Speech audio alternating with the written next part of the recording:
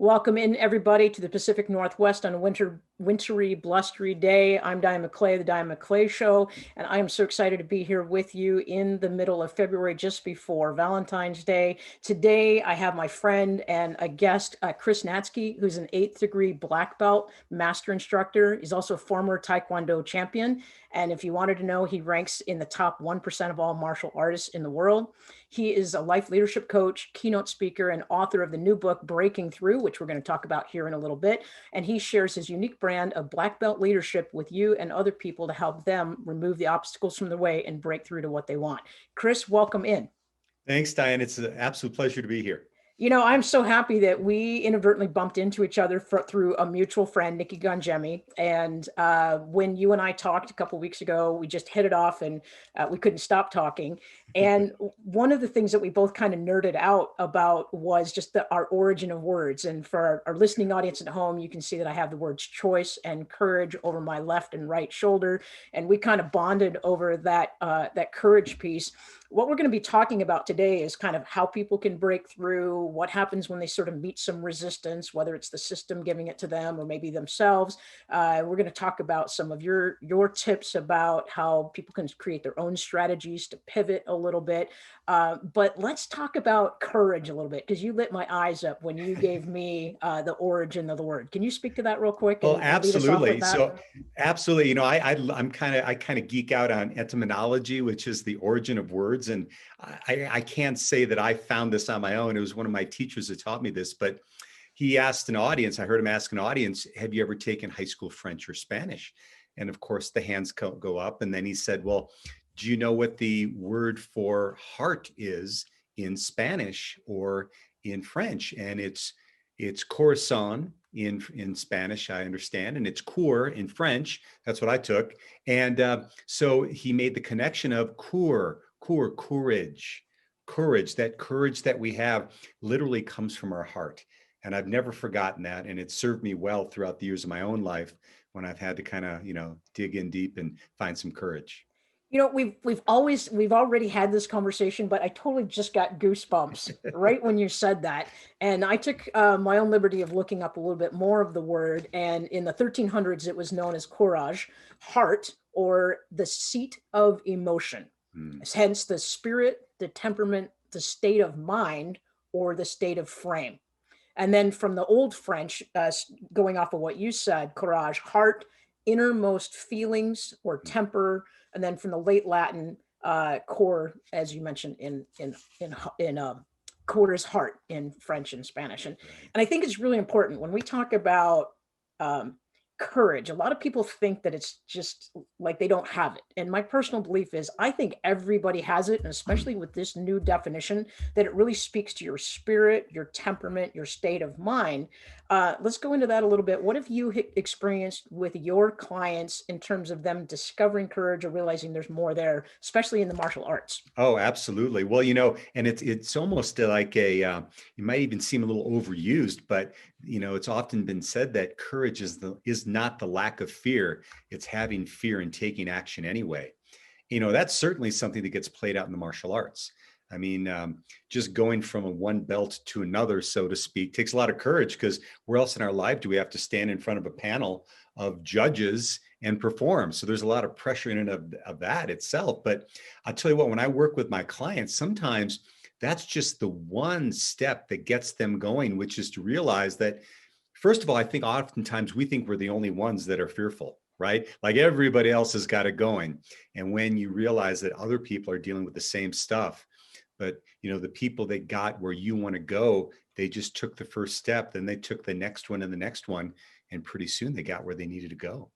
And that was one thing that when I looked you up on internet, you had a nice little 3-minute video that you kind of titled Project versus Problem. And you talk about, can you speak real quick to 4 things, if you want to get to the next step, if you're meeting some resistance, can you kind of share with the audience what you came up with, 4 steps that work both in the martial arts ring as well as career shifting or personal strategy? Well, absolutely. And the thing of it is that I basically now in my work use martial arts as a metaphor for life. And so what that means is I believe all of us have those inherent qualities. I was able to find them myself and help others find them through the martial arts, but you don't need to spend, 4 decades kicking and punching in order to get these lessons. We can have them now. But the distinction that I was making in that is the idea that many times what we do is when we have a problem, if you will, we look at it as this thing to be overcome and we start to tighten up about it, and it gets us almost frozen in action because it can be so overwhelming. But think about the last time you had a project, particularly a project that you enjoyed doing. You got excited about doing it. And so some of the things I know that I shared in that article was about breaking it down. I mean, we oftentimes look at things in their holistic aspect and they become overwhelming. But what I encourage my clients, and I attempt to do in my own life, is to, chunk it down, begin with the end in mind, but break it down. And so like I teach my students that my younger students is, how do you eat an elephant? Well, you do it one bite at a time, right? And, and they all kind of look at me, but then they start to get it. And so there's so many things around that we don't do. And then it's also about learning to take the next right step, right? The next right step. And, and it may not be 10 steps. It's just that first one that then leads to the next one, then leads to the next one. And I think it's also always really important to have people that encourage us along the way. I mean, people that we can lean on and that hold us capable, not necessarily accountable, but hold us capable for our actions and where we want to go. So I like that concept of holding us capable. That's why I have a media coach with the Cornelia Stephanie Media Group. It's why I'm connecting with you, is that when we can have capacity. First of all, we have other people who can help us understand how we can fill ourselves up, if you look at capacity in that way. But we also have people who can say, can you do a little bit more? Can you punch a little harder? Can you strive a little bit more? But I think the other thing too is it's about choice. And that's one of my primary pillars that I work with my clients on. Is I have a very firm belief that sometimes we may not know what the right choice is or the wrong choice. And often society says we have to have a good or a bad decision, a right or wrong decision. And I think sometimes there's just a decision. Sometimes the one decision you need to make is to get enough information to make the next decision. And that kind of parallels with make your one step and then make your next step. Absolutely. And I think it's there's 2 things that come to mind when you say that. Is not taking action is a choice as well. Exactly. Right. And many times we get caught in that. And then getting back into my geekiness and etymology, the word decision means to cut off. Mm-hmm. Right. So it's like, I don't know if I'm sure you've had this experience, Diane, is where you labor over a decision and then you finally make that decision and then things just start to open up. And oftentimes we sit back and go, why did I wait so long? If I would have known this, it would have been an easy decision. But that's part of the life adventure, right? Right. Is being able to make that decision without knowing where it's going to be going. Right. And in your first step, you talk about the problem is you talk about recognizing what's happening in the moment. And I think that's just having the sense of calm and clarity to just stop and look around you, assess the situation. I used to be a park ranger and I teach my clients something called assess, prioritize, and act. If you have multiple things going on at the same time, multiple deadlines at work, multiple demands on your time, moms and dads do it all the time if they're raising kids and trying to have a job and get food on the table, is that they assess the situation. What is the most urgent thing that has to happen right now? And then they take care of that.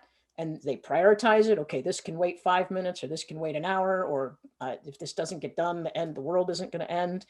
So they assess, they prioritize, and then they take action. That action is kind of your 4th step, is it's meaningful, inspired action. Yeah. So let's jump a little bit to your book that I have highlighted over my shoulder, because those are some points you speak about in that. So your new book, Breaking Through, it just dropped on Amazon on January 18th, right? That's correct. Right. And why did you write the book? I know it's your second, but tease it out without giving away everything in the book. Right. Well, the origin of the book is one of the things that I am blessed to be able to do in the corporate world is to go to companies and do a corporate board breaking experience. So what I do is I take people through this process of helping them identify a breakthrough they want to experience in their life. They literally write it on one end of the board. Thank you very much. And then on the other side of the board, they write the limiting belief or beliefs that have been holding them back.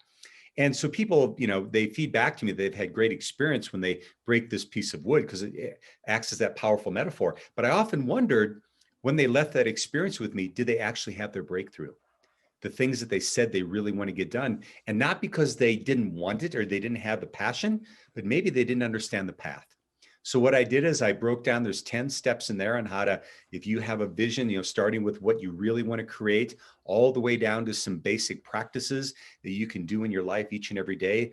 Because, like they say in athletics, the best way to get in shape is to stay in shape. Well, the best way to stay ready for breakthroughs is to constantly keep ourselves sharp. So I basically take people through that process, and it's hopefully going to serve some people. That's my intention.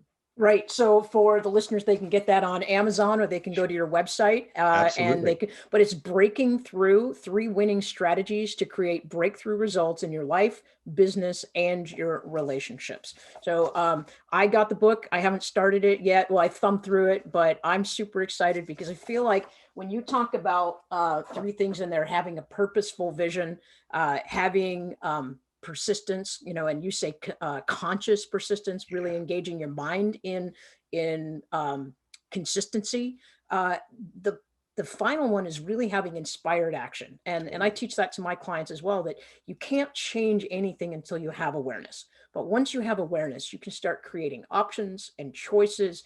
But where the metal meets the road, so to speak, the rubber meets the road, is that you take action, and then you take meaningful action, and you keep taking inspired action after that. You want to speak a little bit more about Oh that? yeah, well, that's one of my favorites because I joke when I do my keynote talk that there's 3 types of people in this world.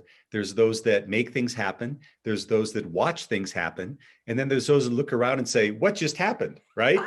So it's one of those things, and many times people think that it has to be this massive over-the-top action, and sometimes that does serve. But I found it's about taking that consistent, inspired action over a extended period of time. That's when you build, because good habits, they don't add up, they compound. So Right. when we continue to have those practices and take those meaningful actions, inspired action each and every day, after a while, you look back 6 months, you're like, wow, I can't believe where I got.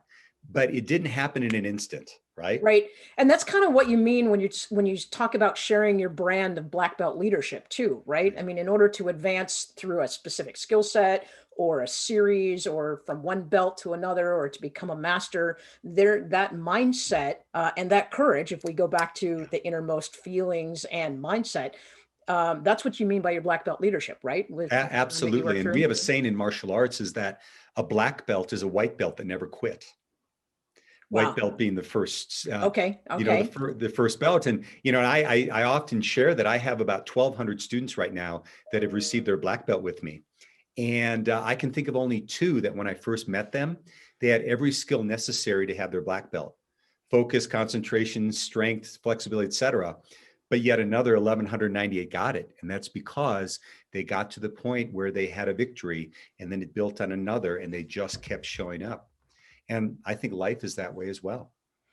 I would totally agree with you, and I think that that's what we mean when we talk about meeting some resistance, or things not going your way, or maybe even the system, whether it's government or yourself or society, kind of holding you back. But it's that getting back up and going at it again, and trying to find a different way.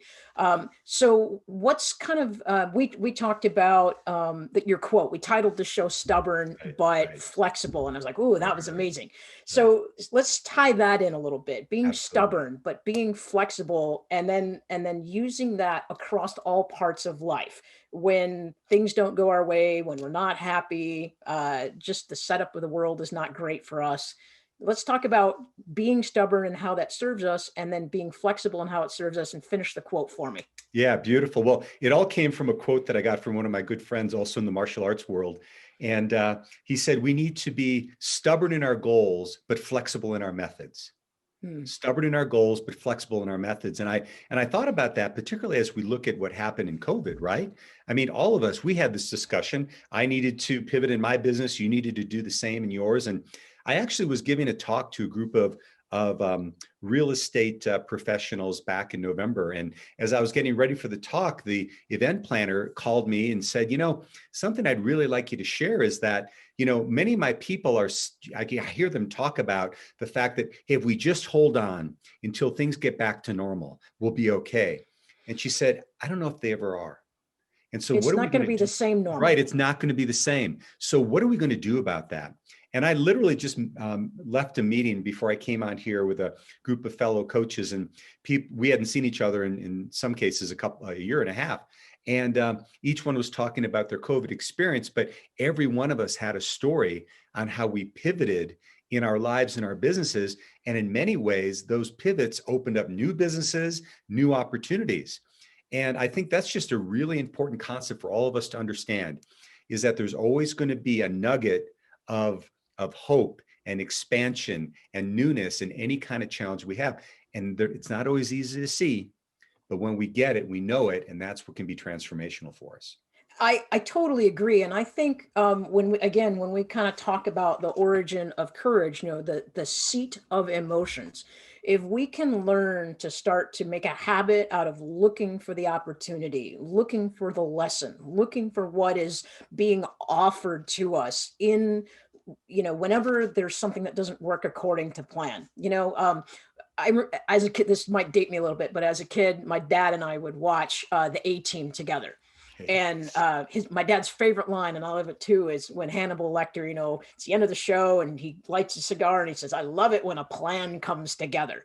But he's literally the whole show is about him adapting. He makes the plan up and then something goes wrong. And because they have different specialists in the show, they change the plan. And by the end of the show, the plan has changed 3 or 4 times. And yet at the end, he still loves it when a plan, in quotes, comes together. And that speaks to Right. that flexibility, being committed to the goal. Would you agree with that?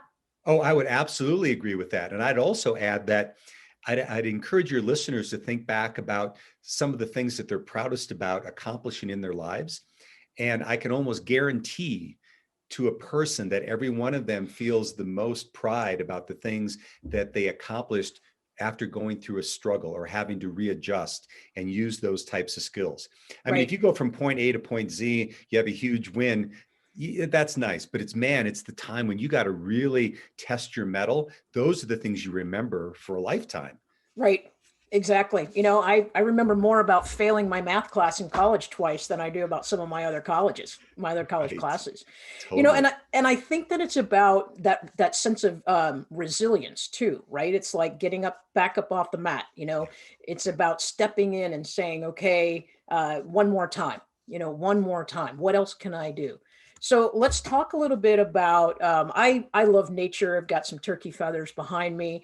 It's something that when I feel confused, when I feel like I don't have a sense of direction, or I just need some inspiration, I'm very fortunate to live in the Pacific Northwest, where I can just pop out my door and boom, it's there. Um, so let's talk a little bit about, I know you've done a lot of world traveling, and Jacob, if you could roll those photos for me, tell me the lesson, tell the listeners a little bit about the El Camino story, what you observed, and what was the take home for it. And we got a couple minutes here, and then I want to make sure we speak to your next thing that's coming up. Awesome. Awesome. Well, I shared with you that back in 2014, and I had been inspired probably about 10, 15 years before this to walk the Camino de Santiago, which is a 500-mile trek across northern Spain. And I won't share the story right now about how I got there, but I finally went on that, and I did it by myself. And there were plenty of pilgrims, that's what they're called, peregrinos, to do with me. But one of the things that's always said about the Camino is that the way you do the Camino is most likely how you're doing life. And I have to admit, the first 2 weeks takes about 4 weeks to do it, walked about 17, 18 miles a day. And the first 2 weeks, I was really addressing it like an athletic challenge. Get up early in the morning, get my 20 miles in, blah, blah, blah, and just do my thing. And I had an experience where I was walking through a village one morning, and something caught my eye, and it said, refuge for the peregrinos. And I started to walk inside, and then I immediately stopped because I thought it was a tourist trap. So then I got off and I went on my way. Well, the next day I was invited to dinner with a group of friends. And as we were sitting around dinner, one of them, a man from San Francisco, said, "Hey, let's share about our greatest experience on the Camino." He goes, "Let me start." He goes, "Did anyone see the refuge for the peregrinos? I went in there the other day. They played soft music. They gave me cookies. They gave me tea. I sat there for 2 hours. It was the best thing I did the whole trip." And I think I shared with you, I felt like Fred Flintstone. I'm dating myself now, but when he gets Right. embarrassed, and I just shrunk. And I realized that I had been letting all these experiences pass by. And so that was one of my main lessons from the Camino, is to slow it down so I could literally see what was going on. And when I made that decision, my whole experience changed. And do you feel like when you slowed down so you could see what was going on around you, did it also alter you and how you go through life or how you absorb life when you came back from Yeah. Spain? And can you speak to a lesson that you might apply to your business or your family Yeah. from that? I totally will. And in fact, I speak about it now when I do my keynoting, is that I realize that we think we get at such a pace. We think that the busier we are, the more productive we'll be. And what I realize is that by slowing down, we oftentimes will speed up our productivity Hmm. because we're more present, we're more intentional.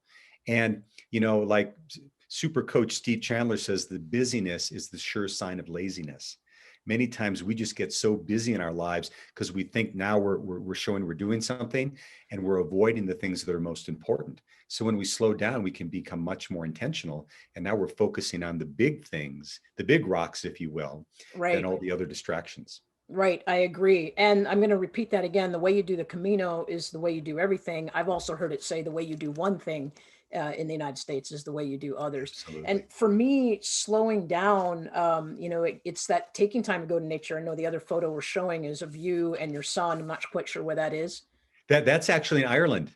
So Okay. that's at the Cliffs of Moher. Okay. And my youngest son Jason did his master's degree in Galway, Ireland, back in, I guess that would be 2019, 2018. Okay. So that's my trip over there to visit him, and we spent a lot of time in nature out there as well. Well, and then there's the flip, and we don't have time to tell the listeners the whole entire story, but your origin was that you were super busy in a big drug company, and now you're at a point where your life allows you to travel and allows you to spend time with family in the way that you want to. Yeah.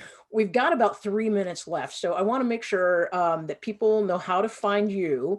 And then could you also share, there's a really exciting collaboration that you're doing with our friend Nikki Gangemi on the 25th of February. Is 25th. that right? That's So correct. can you speak to how people can find you and your book? And then can you speak to that new thing and how people can find that? And we'll post it on my site when we get done. Absolutely, absolutely. So first, anyone can reach me at my website, which is www.chrisnatzke.com. That's CHRIS, N as in Navy, ATZ as in zebra, KE.com. And if they go on there, they can see all my programs. There's a downloadable free report if they want to look at the top 10 big ideas to move through breakthroughs in their lives. You get my books there, see all my programs, etc. And then this event that I'm collaborating with Nikki, which is basically how you and I met, Diane, which is awesome. Also, Phil Pinto and my good friend Tom Ginn, and we put together something we're calling the Science of Success series. And so each one of us are coaches, and we're going to be coming with our own point of view on how to have greater vision in our life, prosperity, and really dynamic leadership. And each one will be sharing an individual message. There'll be Q&A, and I'm sure you've got the link right there, the Evite, where they can get on that. And we're really looking forward to not only do this once on the 25th. I've got 10 a.m. to noon Mountain Time, so I guess that's 9 to 11 Pacific for you. And to really give people an opportunity to not only experience us in this way, but we're looking to do several of these throughout the year to really help give people that, that shot of B12, right? So that we Right. can move into this year really powerfully. Right. So people can find that. I'm not sure if we have the link up right now, but I'll have it at the end of my show, and people can find that on my website as well, dianemcclay.com. But that's going to be called Science of Success. And that's going to be a really great opportunity for people to get in and speak to 3 different coaches on how they can move forward and break down the resistance in their life. We've got about a minute left. Any parting words, any last ahas for our audience before I sign us off for the day and go back into the wintry, blizzardy land of the Pacific Northwest? Well, we've already talked about it a little bit, but it's about being present. You know what I'm saying? And one of the things I mentioned before, you talked about assessing the situation. Do your very best not to just assess the situation, but get clear on what's really happening. Because so many times we bring stories into things, and when we can do that, slow down and look at things for what they really are, we know in our minds and in our hearts what the next steps are. And I just say follow that, and you'll be great. Right. And I want to echo that. So get clear on what's happening, but also get clear on what wants to happen. Sometimes we get Yes. so focused on, what we think the end result is, and we miss what's happening in the middle, like your Camino story. So will you come back? I'm Oh, loving I'd our love to. conversations. When we get the studio audience up and running, will you come back so that we can speak to our guests in person and I, help them out? absolutely, Diane. I'd love to. Awesome. Great. Well, thanks again for being here. We got to wrap this up for today. I'm Diane McClay with the Diane McClay Show. You can find us live on the Transformation Talk Radio website on the second and fourth Friday at 1:30 Pacific time in the afternoon. I'm with the Cornelia Stephanie Media Group, and we are super excited to bring in the live studio audience the next time we'll be on the air. Check back with us. But as always, I've got you, and I know you can do it. Have a good rest of your day.